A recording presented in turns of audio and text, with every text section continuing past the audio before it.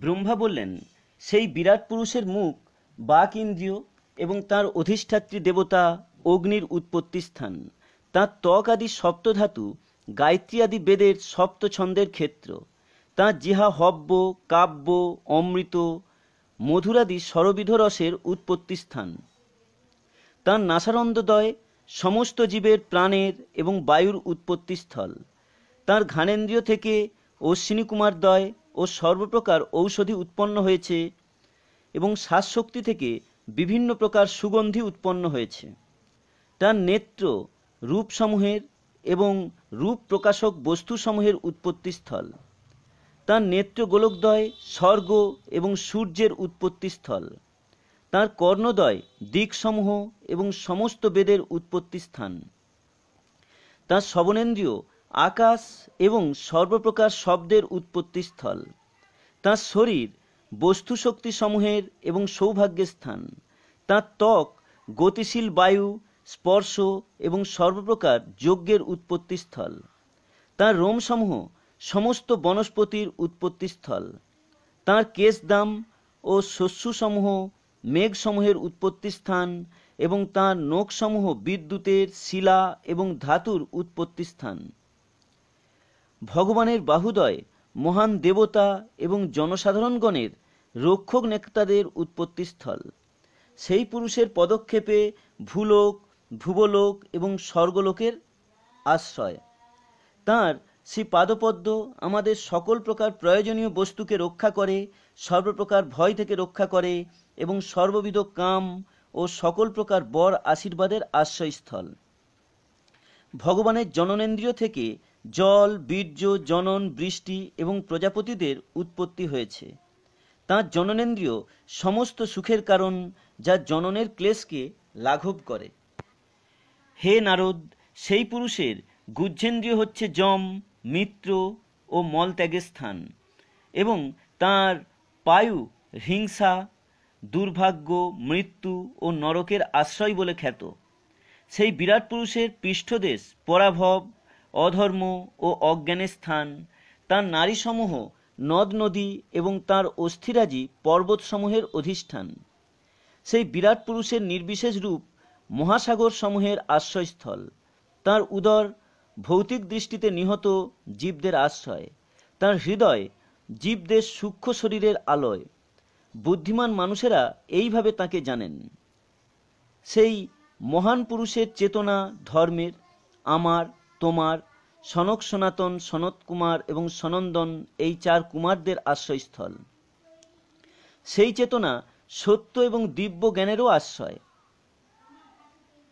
আমার থেকে শুরু করে তুমি শিব, তোমার অগ্রজ মহান ঋষিগণ, দেবতাগণ, অসুরগণ, মনুষ্যগণ, নাগগণ, পক্ষীকুল, জন্তুগণ, সরীসৃপ, গন্ধর্বগণ, অপ্সরাগণ, যক্ষসমূহ, রাক্ষসগণ, ভূতগণ, সর্পাদি পশুসমূহ, পৃথ্বীগণ, সিদ্ধগণ, বিদ্যাধরগণ, চারণগণ, বৃক্ষরাজি এবং জল, স্থল ও অন্তরিক্ষচারী অন্যান্য বিবিধ প্রাণীসমূহ এবং গ্রহ, নক্ষত্র, ধূমকেতু, তারকা, তড়িৎ, মেঘমালা, ভূত, ভবিষ্যৎ ও বর্তমান যে কিছু, সকলেই সেই পুরুষ, অর্থাৎ তাঁর থেকে কিছুরই ভিন্ন সত্তা নেই। যদিও তিনি 1 বিঘত পরিমাণ অর্থাৎ 9 ইঞ্চি মাত্র স্থানে অধিষ্ঠিত, তথাপি তিনি এই বিশ্বকে আবৃত করে রয়েছেন। সূর্য যেমন বিকিরণের মাধ্যমে অন্তর ও বাহির উভয়ই আলোকিত করে, তেমনি সেই পরম পুরুষ বিরাট রূপ প্রকাশ করে ব্রহ্মাণ্ডের অন্তরে এবং বাহিরে সব কিছুই পালন করেন। হে ব্রাহ্মণ নারদ, সেই পরমেশ্বর ভগবান অমৃত এবং অভয়ের নিয়ন্ত্রা।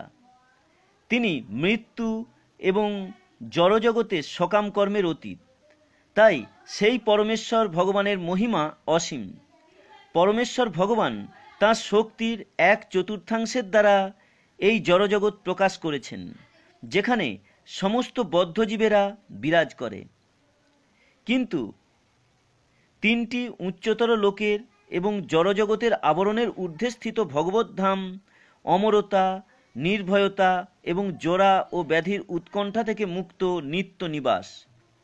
চিৎ জগৎ, যা ভগবানের শক্তির 3/4 তা জড়জগতের বাহিরে অবস্থিত এবং সেই স্থান তাদের জন্য যাদের কখনো পুনর্জন্ম হবে না। আর যারা সংসার জীবনের প্রতি অনাসক্ত এবং কঠোর ব্রহ্মচর্য ব্রত পালন করে না, তাদের জড়জগতে ত্রিলোকের মধ্যেই থাকতে হয়। সর্বব্যাপ্ত পরমেশ্বর ভগবান তাঁর শক্তির প্রভাবে যারা জড়জগতের ওপর আধিপত্য করতে চায় এবং যারা ভগবত ভক্তিপরায়ণ, উভয়েরই পরম নিয়ন্ত্রা। তিনি সর্ব অবস্থাতেই অজ্ঞান এবং বাস্তবিক জ্ঞান উভয়েরই পরম প্রভু। সেই পরমেশ্বর ভগবান থেকে সমস্ত ব্রহ্মাণ্ড এবং জড় উপাদান, গুণ এবং ইন্দ্রিয় সমন্বিত বিরাট রূপ উদ্ভূত হয়েছে। তথাপি তিনি এই সমস্ত জড় প্রকাশ থেকে সম্পূর্ণ স্বতন্ত্র, ঠিক যেমন সূর্য তার কিরণ এবং তাপ থেকে ভিন্ন থাকে। আমি যখন মহাপুরুষের নাভিপদ্ম থেকে জন্মগ্রহণ করেছিলাম, তখন আমার কাছে যজ্ঞ অনুষ্ঠান করার জন্য সেই মহাপুরুষের অবয়ব ব্যতীত অন্য কোনো সামগ্রী ছিল না। যজ্ঞ অনুষ্ঠানের জন্য যথোপযুক্ত কালসহ পুষ্প, পত্র, কুশ ও যজ্ঞভূমি, এই সমস্ত যজ্ঞ সামগ্রীর প্রয়োজন হয়। যজ্ঞ অনুষ্ঠানের অন্য সমস্ত উপকরণগুলি হচ্ছে পাত্র, শস্য, ঘৃত, মধু, স্বর্ণ, মৃত্তিকা, জল, ঋগ্বেদ, যজুর্বেদ, সামবেদ এবং যজ্ঞ সম্পাদনকারী 4 জন পুরোহিত। যজ্ঞের অন্যান্য প্রয়োজনগুলি হচ্ছে বিভিন্ন নাম বিশিষ্ট মন্ত্র, ব্রত এবং দক্ষিণার দ্বারা বিভিন্ন দেবতাদের আহ্বান করা। এই আহ্বান বিশিষ্ট প্রয়োজন এবং বিশিষ্ট বিধির দ্বারা বিশেষ শাস্ত্রের নির্দেশ অনুসারে হওয়া উচিত। পরমেশ্বর ভগবানের অঙ্গ থেকে আমি যজ্ঞের এই সমস্ত সামগ্রী সংগ্রহ করেছি।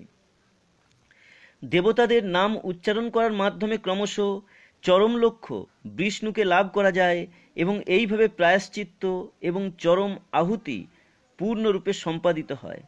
এইভাবে আমি সমস্ত যজ্ঞের পরম ভোক্তা পরমেশ্বর ভগবানের দেহের অঙ্গ থেকে যজ্ঞ অনুষ্ঠানের জন্য সমস্ত সামগ্রী এবং সম্ভার সৃষ্টি করে তাঁর যজ্ঞ অনুষ্ঠান করার মাধ্যমে তাকে সন্তুষ্ট করেছি। হে পুত্র, তারপর তোমার 9 জন ভ্রাতা, যারা হচ্ছেন প্রজাপতি, ব্যক্ত এবং অব্যক্ত 2 প্রকার পুরুষদের প্রসন্ন করার জন্য যথাযথ অনুষ্ঠানের মাধ্যমে যজ্ঞ সম্পন্ন করেছিল। তারপর মনুষ্য জাতির পিতা মনুগণ, মহান ঋষিগণ, দেবতাগণ, বিদ্বান পণ্ডিতগণ, দৈত্যগণ, মানবগণ যজ্ঞের দ্বারা সেই পরমেশ্বর ভগবানকে আরাধনা করেছিলেন। ভগবানের শক্তিশালী জোড়া প্রকৃতিতে এই বিশ্ব অধিষ্ঠিত। ভগবান স্বয়ং অগুণ হওয়া সত্ত্বেও সৃষ্টিকার্য, পালন কার্য ও বিনাশ কার্য সাধনের জন্য প্রকৃতির গুণসমূহ গ্রহণ করেন। তাঁর ইচ্ছায় আমি সৃষ্টি করি, শিব সংহার করেন এবং তিনি স্বয়ং নিত্য ভগবান স্বরূপে সব কিছু পালন করেন। তিনি এই 3 শক্তির শক্তিমান নিয়ন্ত্রা। হে পুত্র, তুমি আমার কাছে যা কিছু প্রশ্ন করেছ আমি তা তোমাকে এইভাবে বললাম।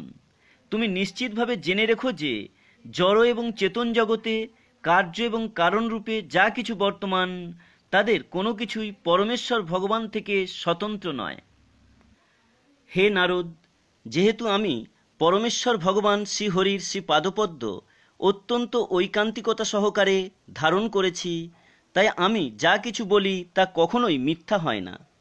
আমার মনের প্রগতিও কখনো অবরুদ্ধ হয় না এবং আমার ইন্দ্রিয়সমূহ কখনো বিষয়ের অনিত্য আসক্তিতে অধপতিত হয় না।